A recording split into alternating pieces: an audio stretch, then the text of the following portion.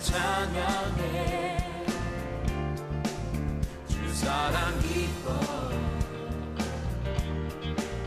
말로 다 못하네 주 앞서 가며 길을 만드시네. 지난주에는 오직 성경이란 주제로 말씀을 나누었고 오늘은 오직 은혜란 주제로 말씀을 나누려고 합니다. 종교개혁은 로마 가톨릭 교회를 개혁하자는 것이었습니다. 마틴 루터는 원래 그가 로마 가톨릭 교회의 신부요 수도사로서 교회를 너무나도 사랑한 나머지 교회가 새로워지기를 원하는 마음이 있었습니다. 그러나 교회를 사랑함으로 개혁하려고 하였던 마틴 루터의 충심이 이단으로 정죄되고 공격받자 개혁이 혁명이 된 것입니다. 20세기 최고의 신학자 중에 한 사람이요 지성인이었던 폴 틸리히는 마틴 루터의 종교개혁을 종교혁명이라고까지 그렇게 이야기할 정도였습니다. 종교개혁의 결과로 가톨릭 교회 안에서도 새로운 쇄신을 가져오게 되었고 또 새로운 기독교인 프로테스탄트라 불리는 개신교, 우리가 프로테스탄트죠. 이러한 개신교가 탄생하게 되었습니다. 사실 종교개혁 기간의 설교는 조금 우리가 지성을 동원하셔야 합니다. 가톨릭과 종교개혁자들 사이에 있었던 치열한 신학적인 논쟁은 물론이요, 교회 역사에 대한 이해가 있을 때 왜 오직 성경, 오직 은혜, 오직 믿음이 그토록 중요한지 우리는 더 깊이 알 수 있기 때문입니다. 로마 가톨릭과 개신교를 구분짓는 중요한 차이점이 하나가 있지요. 그것은 로마 가톨릭이 이렇게 주장을 하는 것입니다. 천국의 열쇠는 우리가 가지고 있다. 오직 교황과 가톨릭 교회에 천국의 열쇠가 있다라고 주장을 합니다. 왜 그런 이야기를 하느냐? 마태복음 16장 16절에서 19절의 말씀을 근거로 하지요. 여러분 에베소서 말씀을 딱 이렇게 끼워 놓고요. 그 다음에 마태복음 한번 찾아보십시다. 마태복음 16장 16절의 말씀 한번 찾아보십시다. 신약 성경 제일 먼저 있는 책이죠. 제가 옛날에 신학교 다닐 때 좀 이야기를 하자면 가끔씩 신학생도 성경이 어디 있는지 헷갈릴 때가 있었어요. 그래서 다들 읽는데 난 다 찾은 것처럼 이렇게 여러분들 다 못 찾으셔도 찾은 것처럼 펼쳐놓고 계셔도 괜찮습니다. 그럴 때가 있어요. 예. 근데 마태복음 다 아실 것입니다. 16장 16절에서 19절 우리 같이 한번 읽어볼까요? 16절에서 19절입니다. 시작. 시몬 베드로가 대답하여 이르되 주는 그리스도시요 살아계신 하나님의 아들이시니이다. 예수께서 대답하여 이르시되 바요나 시몬아 내가 복이 있도다. 이를 내게 알게 한 이는 혈육이 아니요 하늘에 계신 내 아버지이시니라. 또 내가 내게 이르노니 너는 베드로라. 내가 이 반석 위에 내 교회를 세우리니 음부의 권세가 이기지 못하리라. 내가 천국 열쇠를 내게 주리니 내가 땅에서 무엇이든지 매면 하늘에서도 매일 것이요 내가 땅에서 무엇이든지 풀면 하늘에서도 풀리리라 하시고, 한마디로 사도 베드로가 예수님에게 이런 신앙의 고백을 했습니다. 주는 살아계신 하나님의 아들이시다. 그리스도시다. 이렇게 고백을 하니까 그 신앙 고백에 대하여 예수께서 너무 감격하셔서 베드로야, 너는 반석이다. 베드로란 이름 뜻이 바로 반석입니다. 너는 반석이다. 너의 반석 위에 내 교회를 세우겠고 너에게 천국 열쇠를 주겠다라고 약속을 하십니다. 그래서 가톨릭 교회는 바로 이 천국 열쇠가 베드로가 로마 제1대 교황이기 때문에 이 로마 교황이었던 베드로의 뒤를 잇는 교황들이 죄를 사하고 구원을 주는 이 천국 열쇠가 현재 교황에게 주어졌다라고 그렇게 주장을 하고 있는 것입니다. 그리고 이 권세를 교황은 각 교회 주교들에게 부여하고 그 주교들이 또 신부에게 부여해서 신부가 없으면 가톨릭교회에서는 교회가 아닌 것입니다. 이러한 성경 말씀을 문자 그대로 해석을 하면 천국 열쇠는 교황을 정점으로 하는 가톨릭 교회에 있게 되는 것입니다. 그러하게 천국 열쇠를 쥐고 있는 교황으로부터 임명받은 성직자만이 진짜 성직자요 그러한 성직자를 통하여 고해 성사를 해야지 죄 사함을 받게 되는 것이고, 성직자가 없으면 아무리 많은 성도들이 있다 하더라도 그거는 모임이요 집회지 교회는 아니라는 것입니다. 성직자가 있어야 교회가 된다. 그에게 천국 열쇠가 주어졌기 때문이라고는 아주 강력한 하이라키, 교회 중심, 성직자 중심, 교황 중심의 그런 신학을 만들게 되었습니다. 그런데 가톨릭 교회가 베드로가 천국 열쇠를 가졌다고 하는 이 주장이 과연 옳으냐라는 것이죠. 정말 옳다면 개신교회 안에서 지금 심각한 문제가 생깁니다. 그러면 우리 안에는 구원이 있어요, 없어요? 없는 게 되는 것이죠. 왜? 구원의 열쇠가 가톨릭 교회에 있으니까. 또 기분 나빠서 아니라고 하기에는 분명 주님이 베드로에게 천국 열쇠를 줬다고 하는데 이걸 어떻게 해석을 해야 되냐는 것입니다. 종교개혁자들은 이러한 가톨릭 교회의 주장에 대해서 신랄하게 비판을 합니다. 크게 두 가지로 비판을 하죠. 첫째, 주님이 교회를 세우시고 천국 열쇠를 주시겠다고 한 것은 베드로 개인이 아니라는 것입니다. 만약 베드로 개인에게 교회를 세우고 천국 열쇠를 주셨다라고 말씀하셨다면 그 뒤편에 나오는 마태복음 말씀에 심각한 문제가 생긴다는 것이에요. 마태복음 16장 21절에서 23절을 한번 읽어보십시다. 덮으셨으면 안 되는데. 마태복음 16장 21절에서 23절. 자, 찾으신 분들만 한번 읽어보십시다. 시작. 이때로부터 예수께서 자기가 예루살렘에 올라가 장로들과 대제사장들과 서기관들에게 많은 고난을 받고 죽임을 당하고 제3일에 살아나야 할 것을 제자들에게 비로소 나타내시니 베드로가 예수를 붙들고 항변하여 이르되 주여 그리 마옵소서, 이 일이 결코 죽게 미치지 아니하리이다. 예수께서 돌이키시며 베드로에게 이르시되 사탄아 내 뒤로 물러가라. 넘어지게 하는 자로다. 내가 하나님의 일을 생각하지 아니하시고 도리어 사람의 일을 생각하는도다 하시고. 자, 보세요. 베드로가 멋진 신앙 고백을 하고 우리 주님이 너에게 천국의 열쇠를 주겠다라고 하신 바로 뒤에 있는 사건입니다. 주님이 내가 십자가를 지기 위하여 예루살렘에 가야 되겠다라고 말씀하시자 베드로가 흥분을 하지요. 예수님을 잡고 항변했다고 합니다. 그러나 이게 뭐예요? 멱살 잡은 겁니다. 헬라 원어적인 의미를 보면 멱살 잡고 격하게 예수께 따졌다라는 그런 의미를 가지고 있습니다. 그러자 예수께서 베드로에게 뭐라고 이야기하십니까? 사탄아 물러가라 이야기를 하고 계십니다. 여러분, 결국에는 뭐예요? 교회가 그러면 가톨릭 주장을 하면은 베드로 1개인 위에 세워졌으면 뭐 위에 세워진 거예요? 사탄 위에 교회가 세워진 거예요. 성경 그렇게 해석하는 게 사실은 아는 것입니다. 본래 그 안에 있는 의미를 봐야 되어지는 것입니다.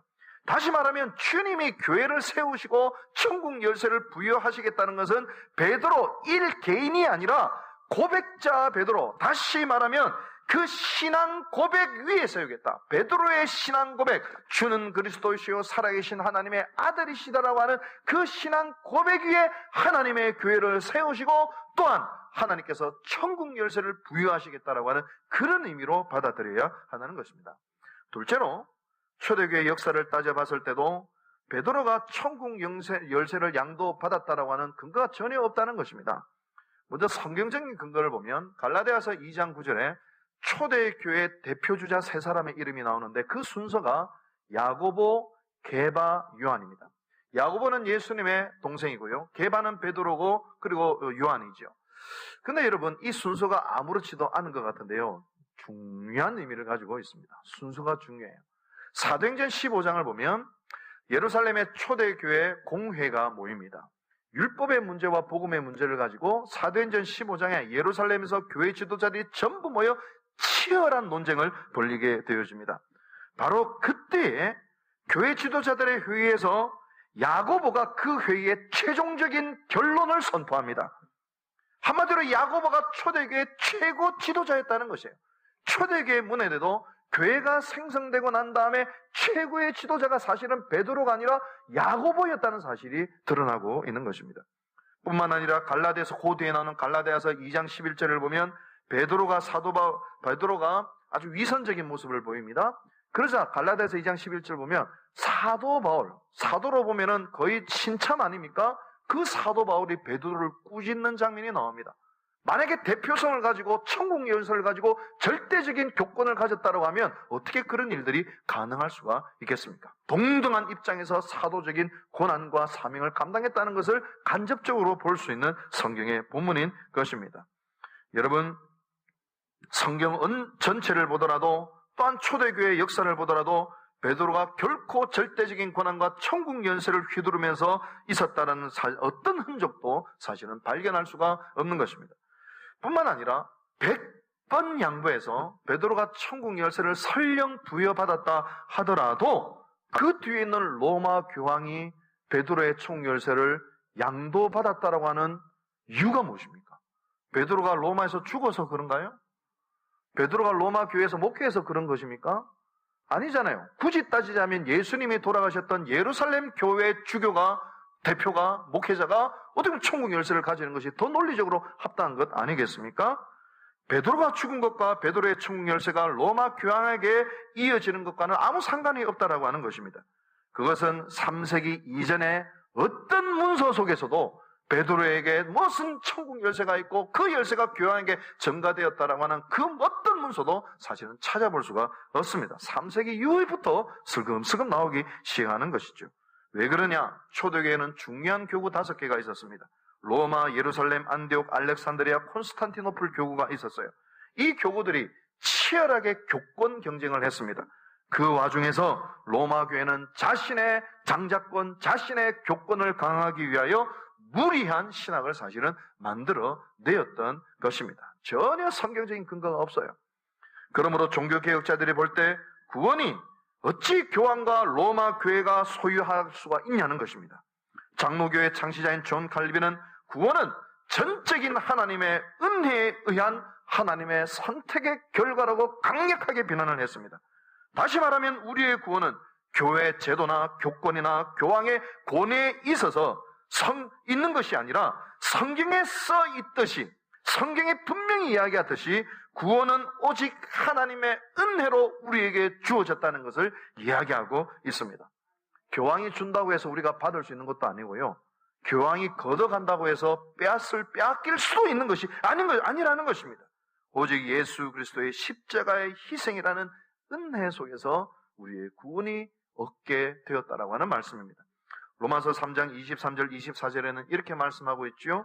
모든 사람이 죄를 범하였음에 하나님의 영광에 이르지 못하더니 그리스도 예수 안에 있는 속량으로 말미암아 하나님의 은혜로 값없이 의롭다 하심을 얻은 자가 되었으니, 그 은혜로 값없이 구원을 얻은 자가 되었다라고 성경은 선포합니다. 여러분, 은혜가 뭘까요? 국어사전을 찾아보면 이렇게 정의를 내리고 있더군요. 사랑으로 베풀어지는 신세나 혜택입니다. 조건이 되고 자격이 되고 받을 만해서 주는 신세나 혜택이 아니라 조건이 되지 못하고 자격이 안 된다 하더라도 사랑하기에 주는 신세나 혜택이 바로 은혜라, 이렇게 이야기를 하고 있습니다. 우리 인류에게, 우리에게 주어진 이 사랑으로 주어지는 신세나 혜택이 무엇입니까? 그것이 바로 예수 그리스도의 십자가요 부활입니다. 예수 그리스도의 십자가와 부활은 우리가 의인이기 때문에, 자격이 있기 때문에 떳떳하기에 얻을 수 있는 사건이 아니라, 비록 죄인임에도 불구하고, 내가 자격이 없음에도 불구하고 내가 무엇을 해서 그런 것이 아니라 하나님께서 우리에게 일방적으로 일으키신 구원의 사건이요, 일방적인 사랑의 결과가 십자가와 부활이라는 것입니다. 단 하나의 조건이 있다면 그 은혜를 거부하고 배척하고 의심하지 말고 그 은혜를 있는 그대로 받아들이라. 그것이 바로 믿음이다. 그렇게 이야기하고 있는 것입니다. 성경에는 이러한 하나님의 은혜가 우리를 구원한다는 사실을 수도 없이 적어놓고 있습니다. 에베소서 2장의 말씀도 그렇게 증언하고 있죠. 에베소서 2장 4절 5절의 말씀입니다. 긍휼이 풍성하신 하나님이 우리를 사랑하신 그 큰 사랑을 인하여 허물로 죽은 우리를 그리스도와 함께 살리셨고 너희는 은혜로 구원을 받은 것이라. 7절 8절입니다. 너희는 그 은혜에 의하여 믿음으로 말미암아 구원을 받았으니 이것은 너희에게서 난 것이 아니요 하나님의 선물이라. 행위에서 난 것이 아니니 이는 누구든지 자랑하지 못하게 함이니라. 여러분, 종교개혁의 핵심이 바로 여기에 있습니다. 교회의 권위에서 성경의 권위로 옮기자. 그리고 성경을 자세히 들여다보니 우리가 구원을 얻는 것이 그동안 교황이 주는 줄 알았고, 교회가 주는 줄 알았고, 그리고 교황이 가져가면 빼앗기고 주면 받는 줄로 알았는데, 그것이 아니라 구원은 오직 예수 그리스도의 십자가와 보혈의 사랑과 은혜의 산물이라는 사실을 새롭게 깨닫게 되었다는 것입니다. 여러분, 구원은 오직 은혜로 주어진다. 성경에 다 적혀 있다는 것입니다. 그래서 오직 성경을 이야기한 것이고 오직 은혜를 이야기한 것입니다. 오늘날 예수를 믿는 사람이나 안 믿는 사람이나 다들 감명을 받는 찬송가가 하나가 있죠. 바로 Amazing Grace라고 하는 찬송가 305장, 한국말로 그대로 번역하면 놀라운 은혜, 그리고 한국 제목은 나 같은 죄인 살리신이라고 하는 찬송가입니다. 다 아시는 이야기지만 이 찬송가의 작사가는 존 뉴턴이라고 하는 사람입니다. 그는 1725년 영국 런던에서 독실한 어머니 밑에서 태어났습니다. 근데 7살 되던 해에 어머니가 돌아가셔요. 그래서 아버지가 친척집에 맡겨놔버렸는데, 친척집이 어떤 집인고 하니 기독교를 증오하고 성경을 조롱하는 아주 죄악의 속을 악의 솔고와도 같은 곳이었습니다. 거기서 존 뉴턴의 심성이 완전히 파괴되어지죠. 글에 의하면 존 뉴턴은 욕을 그렇게 잘했다고 합니다. 같은 단어, 같은 문장을 단 한 번도 반복해서 쓰지 않고서도 2시간 동안 욕을 할 수 있었던 사람이래.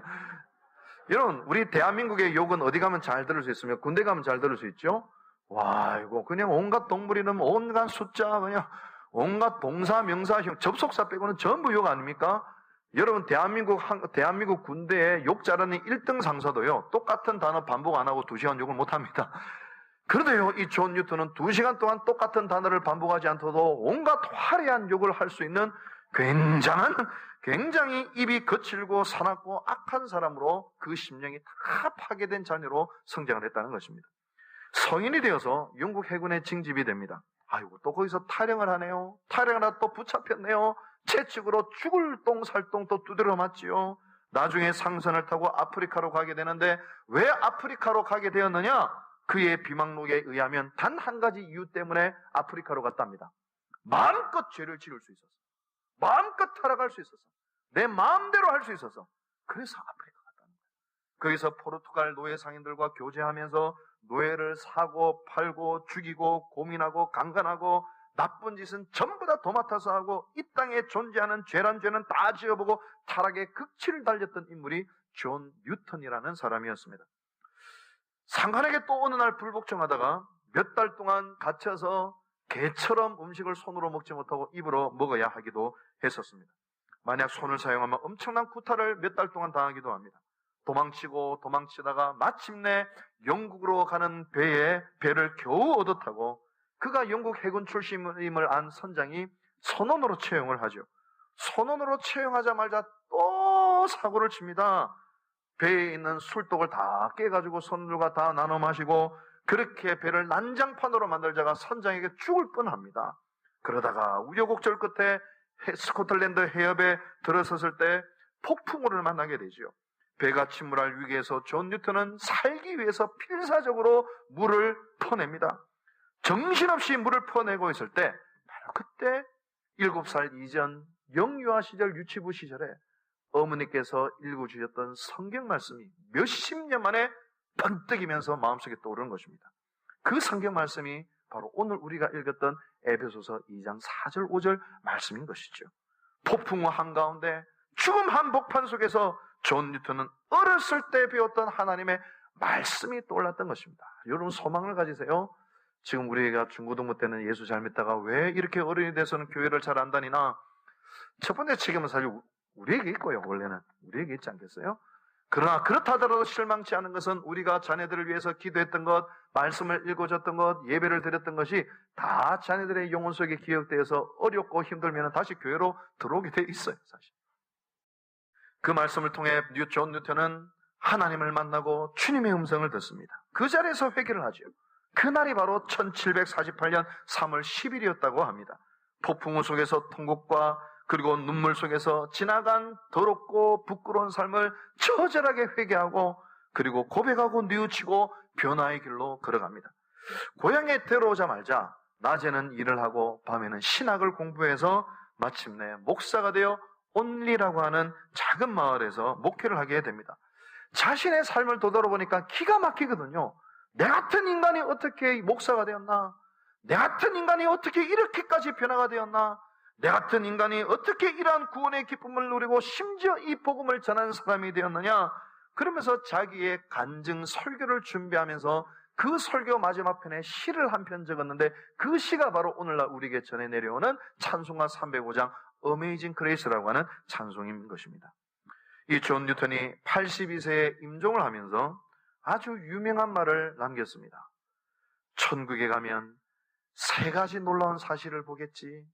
첫째는 전혀 기대하지 않았던 저 흉악한 죄인을 그곳에서 만나게 된다는 것이고, 두 번째로는 당연히 천국에 갈 줄 알았던 사람이 그곳에 없네. 세 번째로는 내가 그곳에 있다는 사실, 그것을 인하여 천국에 가면 나는 놀라겠지. 그렇게 하면서 숨을 거뒀다는 것입니다. 뇌 90%를 절단하고 기적처럼 살아나서 우리 앞에서 아름다운 찬양을 들려주었던 박모세 군을 기억하십니까? 우리 많은 성도님이 그 박모세 군 어머니 집사님의 그 한 단어, 그 한 문장의 간증이 굉장히 감동이 되었다라고 말씀하시더라고요. 그건 뭐냐? 이분이 이렇게 말씀하셨어요. 많은 사람들이 우리가 당연히 여기는 일상, 우리가 당연히 여기는 일상이 누군가에게는 간절한 기도의 제목이다. 우리가 일상적으로 살아가는 삶이 어떤 사람들에게는 기적을 바랄 정도로 간절히 사모되어지는 것이라는 것입니다. 여러분, 오늘 이렇게 우리가 멀쩡하게 예배를 드리는데 어떤 분들은 이 예배당에서 예배를 못 드리면서 주일날 예배 드리는 것을 간절히 사모하는 사람도 있어요. 우리가 두 발 걸어서 가을 나들이를 할 수 있는 것도 누군가에게는 기적을 바라보면서 바라는 기도의 제목일 수도 있다는 것입니다. 여러분, 오늘 우리의 모든 것이 은혜입니다. 우리가 구원을 받은 것도 은혜요, 오늘 우리가 이곳에 앉아있는 것도 은혜요, 봉사할 수 있는 것도 은혜요, 전부 은혜입니다. 여러분, 가만히 생각하니까요, 오늘 우리 가을 나들이도 은혜예요. 며칠 전에 일기 예보를 보는데 오후에 비가 온다더라. 큰일 났다. 왜 하면 좋노? 큰일 났다. 도시락 몇백 개 다 주문해놨고 이거 어떻게 하면 좋노? 그래서 어제 금요기간 때 기도를 같이 이틀 전 금요 심야기 때 우리 같이 기도합시다. 이래서 몇 시간만 좀 하나님께서 성령의 바람을 후 해주셔 태풍이 좀 쑥 좀 밀려나도록 기도합시다. 그렇게 제가 기도를 부탁했는데요. 감사하게도 오늘 저녁 좀 시간이 점점 밀려나서 저녁 9시에 비가 온다고 하더라고요. 근데 돌이켜 생각해 보니까 이런 생각이 들어요. 어떤 생각이 드냐? 이것도 감사하나 비가 대신에 바람이 불어줘서 고맙고, 비가 내리면 비보단 바람이 낫지 않겠어요? 또 바람이 부니 놀러 올 사람 없어서 주차할 때 많아서 좋고 또 비가 내려오면 또 우리 성도들하고 또 아름다운 추억 만들 수 있어서, 여러분 원래 고생한 기억이 더 오래 가거든요. 그래서 좋고, 이래도 좋고 저래도 좋고 모든 게 은혜고, 어떤 사람들은 이렇게 가을 나들이 못하는 사람도 있는데 뭐 할 수 있는 사람들이 있어서 좋고, 저렇게 성도들이 경품을 교회를 사랑하는 마음으로 어쩌든지 이 가을 운동, 가을 그 나들이가 행복하게 되기 위해서 헌신하는 저 수많은 성도들이 있어서 좋고, 지금도 어떤 성도들은 일부 예배 드리고 나서 또 가서 또 설치한다고 수고하는 성도들이 있어서 좋고, 모든 게 은혜고 모든 게 감사고 모든 게 기쁨이다. 이런 바람 불어 오더라도 여러분 어떻게 돼요? 하나님 감사합니다. 또 예상치 못하고 비가 내려도 어때요? 하나님 감사합니다. 내 세례 받을 때 좀 슬쩍 받았는데 흠뻑 또 물을 적셔서 또 세례를 경험하게 하시니 감사합니다. 또 물에 젖은 내 모습을 보면서 남편이 아이고 물 많이 젖었대 이렇게 토닥토닥 끓여줄 수 있는 또 그런 남편이 있어서 감사합니다. 또 자녀가 있어서 좋고 교유들이 있어서 좋습니다. 전부 다 은혜요, 전부 다 감사거리인 줄로 믿습니다. 이 감격적이고 놀라운 사실을 종교개혁자들이 성경에서 발견한 것이에요. 우리가 구원을 얻은 것은 하나님의 은혜이다. 오직 은혜, 오직 은혜로 살아가자. 그것을 종교개혁자들이 우리에게 전해내려 준 것입니다. 이 은혜로 오늘도 승리하시는 우리 울산 삼상교회 모든 성도들 되시기를 주님의 이름으로 축원합니다. 생명의 말씀으로 나를 채우사 주의 길 예비케 하소서. 성령의 능력으로 기름 부으사 진리를 선포하게 하소서.